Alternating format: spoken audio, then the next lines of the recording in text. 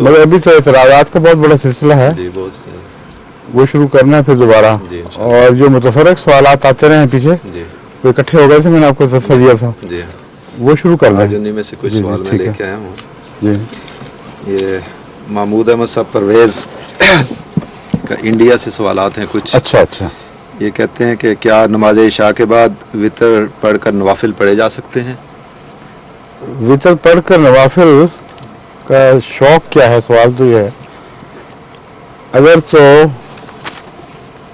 वितर के बाद अचानक कोई ऐसी ज़रूरत पेश आ जाए, कोई गम की खबर, कोई फ़िक्र की, तो उसके लिए सिवाय उन औक़ात के जिनमें नमाज़ें ममनू हैं हर वक्त नफल हो सकता है, लेकिन बिलअमूम सुन्नत की मुताबिक करनी चाहिए।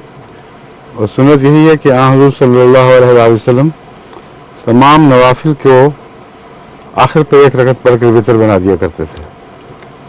और ये अल्लाह ताला की कोई ख़ास हिकमत है।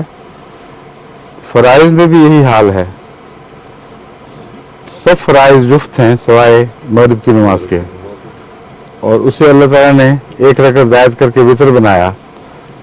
तो हज़रत अक़दस मोहम्मद मुस्तफ़ा सल्लल्लाहु अलैहि वसल्लम चूँकि अल्लाह ताला के अहकामात की रूह की पैरवी फरमाते थे, इसलिए नवाफिल के बारे में अगर कोई वाज़ेह वही नहीं भी हुई तो मैं समझता हूँ फ़राइज़ की मुताबिक में आपने नवाफिल को भी वितर ही बनाया है। इसलिए ये इतनी बड़ी हिकमत है कि उसके पेश नज़र वजह ही कोई नहीं कि कोई शख्स नवाफिल के बाद, वितरों के बाद नवाफिल का सोचे।